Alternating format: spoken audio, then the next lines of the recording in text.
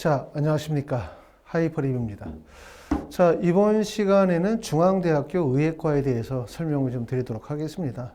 아마 올해 이제 2026학년도에 의대를 목표로 삼는 분들, 또 이제 서울에 있는 주요 8개 대학을 목표로 삼는 분들 입장에서 볼 때는 5대 의대 정원이 2024학년도로 회기가 되어져서 3,058명으로 축소가 되어지면 그만큼 의대 입시는 어려워질 수밖에 없겠죠. 그렇기 때문에 아마 철저한 준비가 어느 때보다 필요하고, 오히려 작년도에 의대 정원이 큰 폭으로 늘어나서 의대 합격하신 분들 입장에서 볼 때는 정말 운이 좋았다 이렇게 말씀을 드리겠지만, 반대로 올해 또 대학을 가려고 하시는 분들 입장에서 볼 때는 작년과 완전히 다른 상황이기 때문에 철저한 준비가 반드시 필요하다고 말씀을 드릴 수 있을 것 같습니다.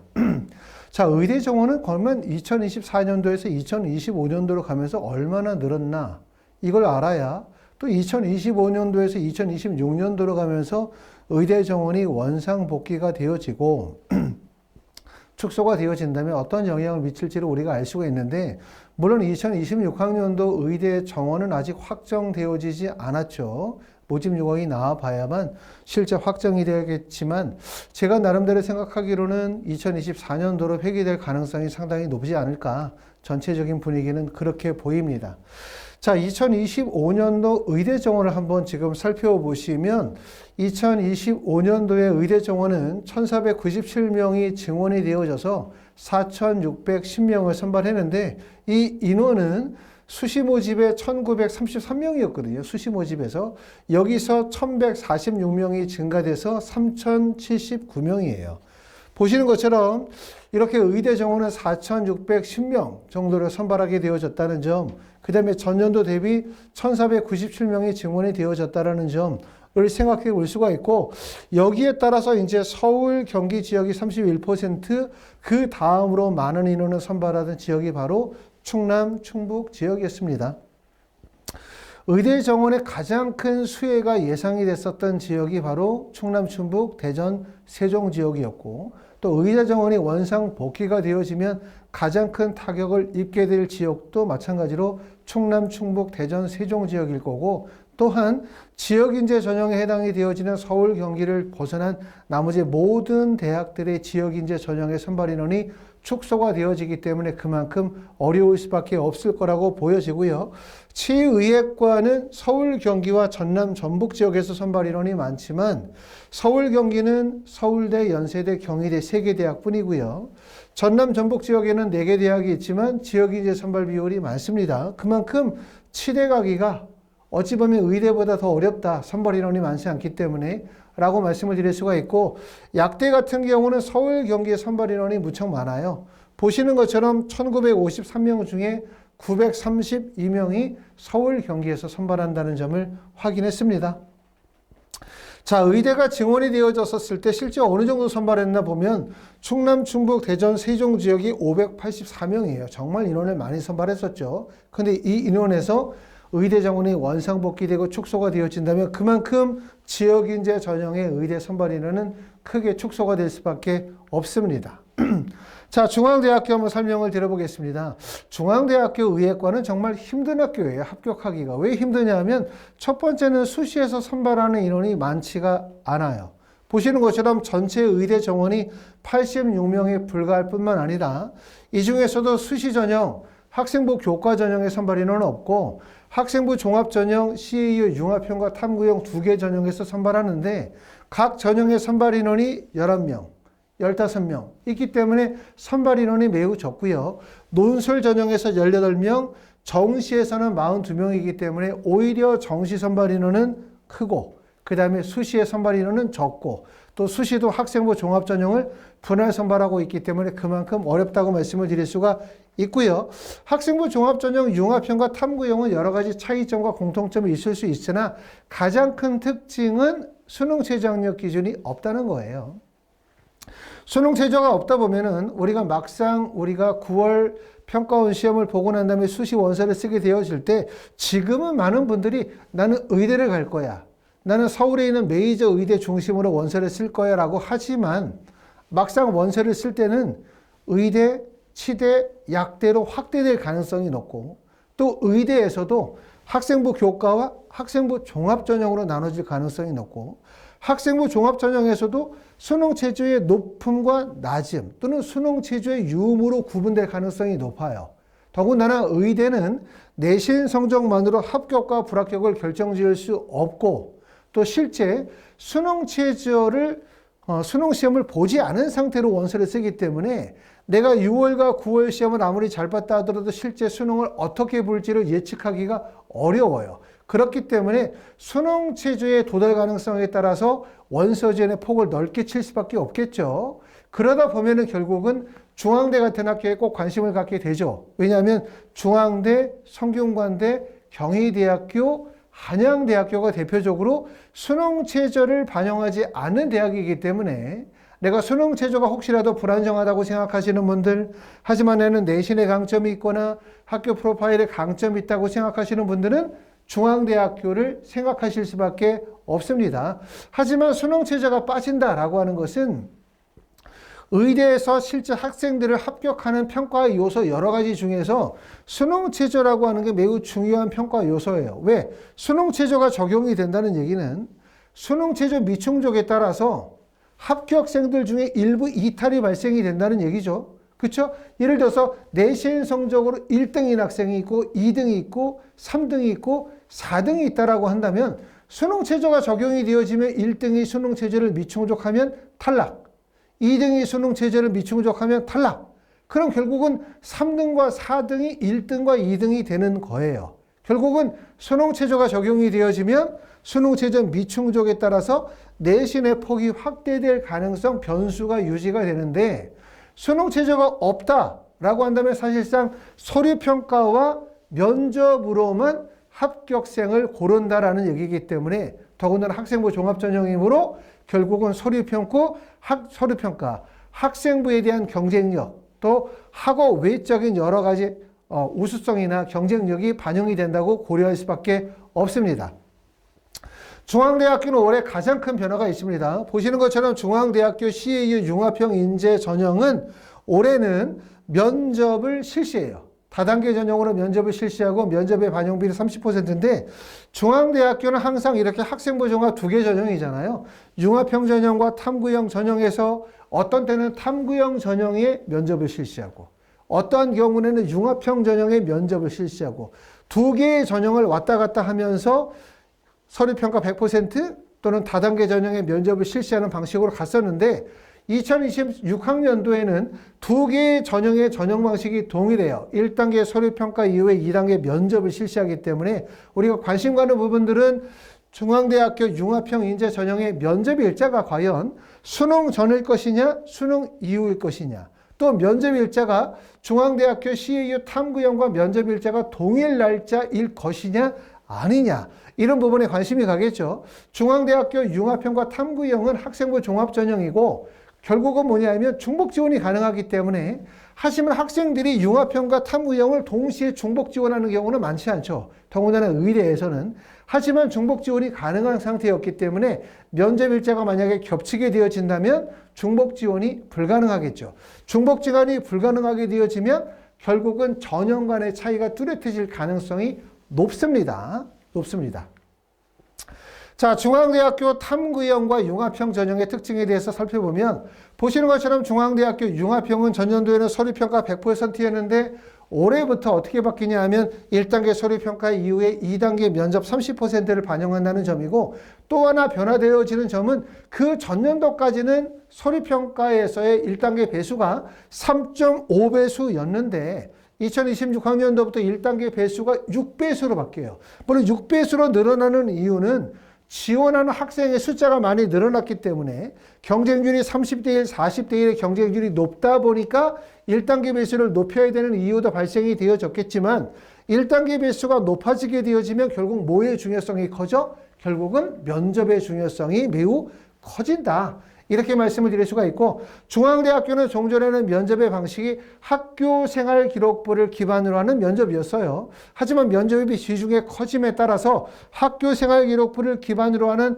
확인 면접 플러스 그 다음에 의학적 인성이나 가치관이나 의료 딜레마와 관련이 되어진 제시문 기반의 면접의 병행이 될 가능성도 크다. 이렇게 보실 수가 있습니다. 자, 면접은 학업의 준비도, 학교생활 충실도, 의사소통 능력 등을 종합적으로 평가하는 개인별 심층 면접이고 수능 최저학력 기준은 적용하지 않아요.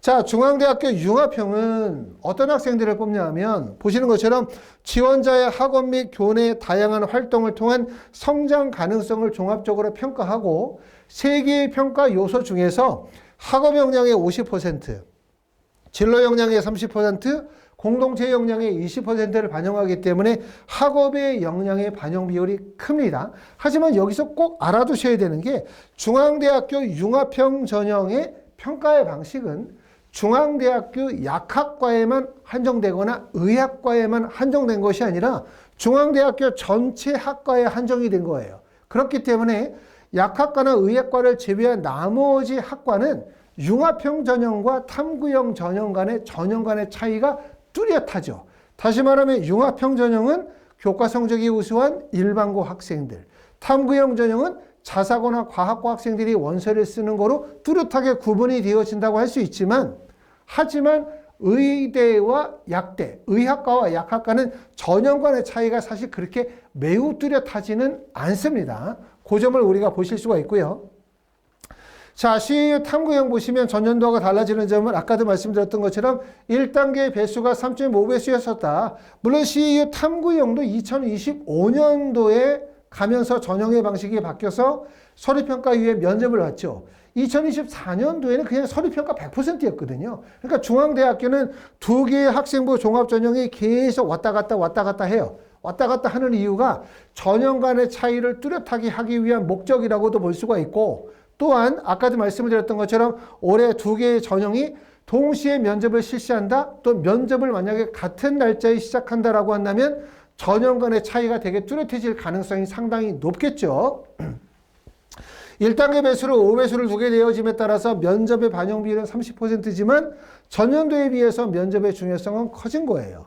면접은 학업 준비도 및 계열 분야에 대한 탐구 역량을 확인하기 위한 개인별 심층 면접을 보고, 전년 기준으로 면접일자가 12월 1일이다 보니까 면접일자가 성균관대, 중앙대학교, 그 다음에 경희대학교 면접일자가 중복됐었죠. 그렇죠? 하지만 중앙대학교 면접일자는 오전과 오후로 나누어져 있기 때문에 합격생에 한해서는 본인의 희망에 따라서 오전과 오후로 면접 시간을 선택할 수 있었어요.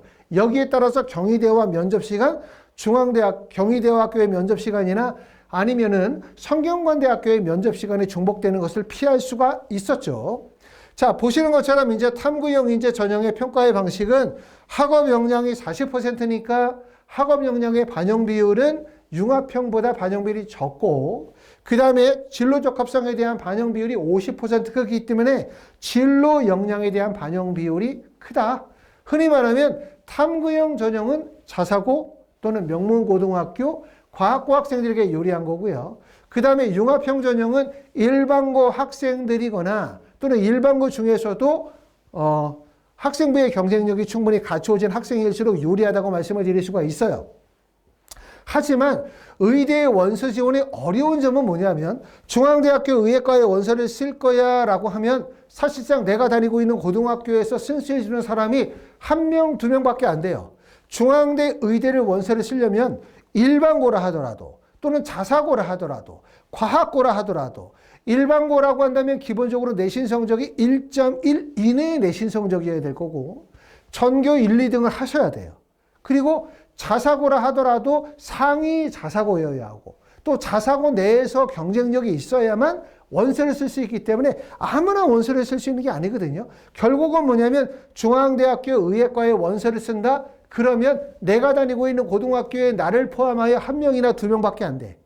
즉 무슨 말이냐면 이러다 보니까 내가 가지고 있는 학교생활기록부의 경쟁력에 대한 판단이 안 된다는 거예요. 그렇죠? 나의 학교생활기록부를 학교 선생님, 담임 선생님이 보시면 뭐라고 얘기하냐면 야, 너는 내신 성적도 좋고 학생부도 좋고 태도도 좋고 훌륭한 학생이니까 너의 학생부라면 충분히 붙을 수 있어 라고 생각하죠. 이게 불가능한 이유는 결국은 비슷한 성적을 가지고 있는 전교 1등의 학교생활기록부를 많은 학생들을 펼쳐놓고 이걸 비교 평가할 수 있어야 되는 거죠. 결국은 뭐냐면 의대나 약대에 대한 입시를 학교에서 결정하지 못하는 이유는 그만큼의 평가 사례가 많지 않기 때문에 그러는 거예요. 그렇기 때문에 하이퍼 리뷰는 사실상 우리가 조금 더 과장해서 얘기하면 전교의 전교 1등의 학생들을 거의 학생들을 다 본다 라고 말씀을 드릴 수가 있기 때문에 학생의 학생부를 보면 이 학생이 내신 성적이 좋지만 실제 어떤 부분에 경쟁력이 떨어지는지,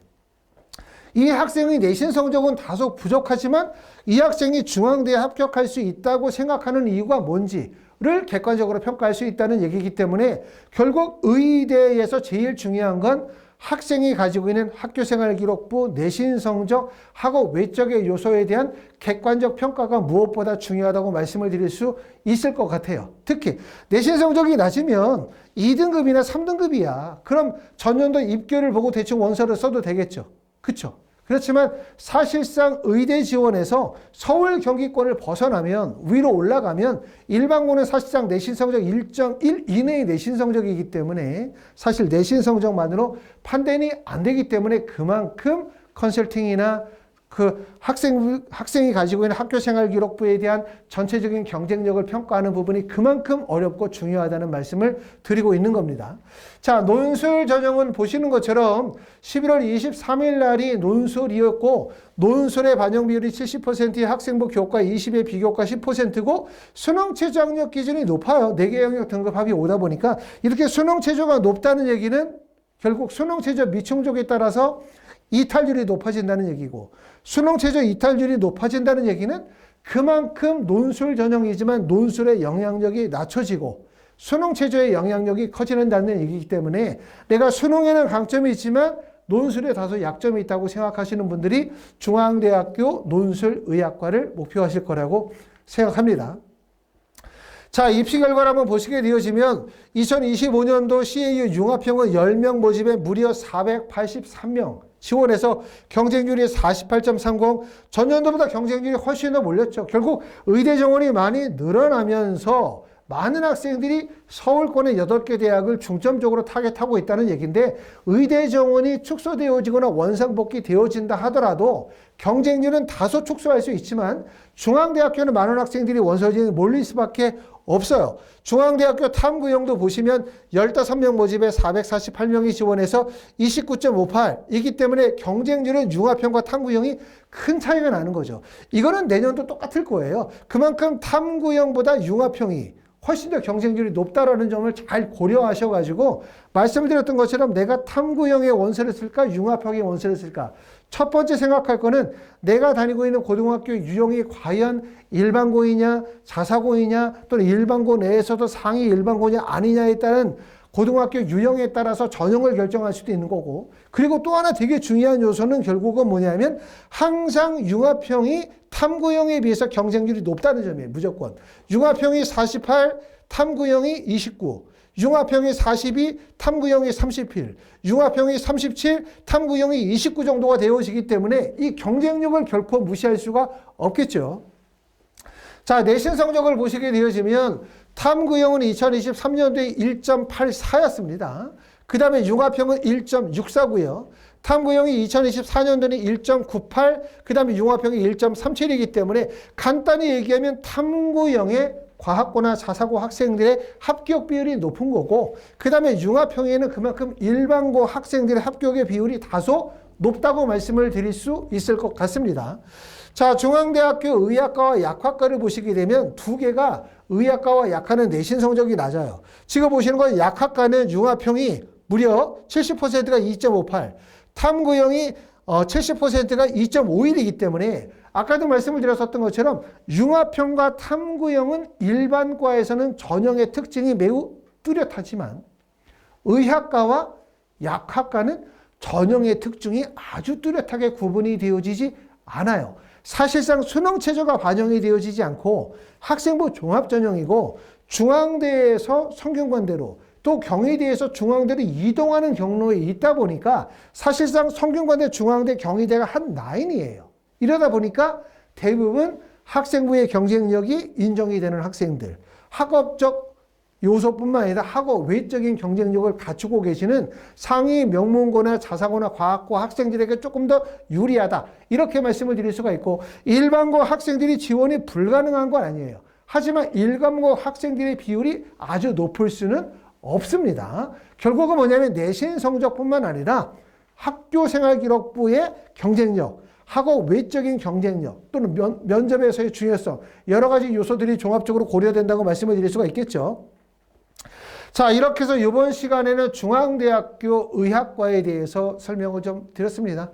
자, 아직은 이제 2025학년도의 입시에 대한 결과는 아직 안 나왔죠. 이제 4월이 되어졌기 때문에 대학들마다 전년도 입시의 결과를 발표하게 될 것 같아요. 그럼 우리는 2025년도 의대 정원이 큰 폭으로 늘었었을 때 경쟁률과 내신 성적의 등락을 볼 거고, 또 2024년도에 내신 성적을 서로 비교 평가하면서 2026학년도에 지원에 대한 전략을 짜게 되어질 텐데, 그 어느 때보다도 2026학년도는 복잡하죠. 의대 정원에 대한 원상복귀냐, 축소냐, 또는 현 상태로 유지냐에 대한 것도 되게 고민스럽고, 또 전체적으로 전국도 매우 어수선한 상황이다 보니까 결국 입시를 준비하는 학생들 입장에서 볼 때는 매우 혼란스러울 수밖에 없습니다. 자, 이제 3월 교육청 모의고사도 보았기 때문에 학생들은 공부에 집중을 한다 하더라도 부모님께서는 지금 현 시점에서는 고등학교 1학년, 고등학교 2학년 학교생활기록부를 평가 분석하고, 이를 통해서 고등학교 3학년 때 학생부를 어떻게 구성할 것인지, 현 시점에서 지원 가능한 대학과 학과는 무엇인지, 또 수능 공부를 과연 어떻게 해야 되는지 이에 대한 기본적인 방향을 잡아나가시는 게 무엇보다 중요해요. 그러지 않고 나중에 7월, 8월쯤 가서 지원대학 결정한다 라고 하면, 그러면 나중에 가면 크게 낭패를 보실 수가 있기 때문에 미리미리 준비하시면서 2026학년도 입시를 꼭 합격하실 수 있도록 준비하시는 게 좋겠지 않겠나라는 생각이 듭니다. 자, 여기까지 하이퍼립이었습니다. 감사합니다.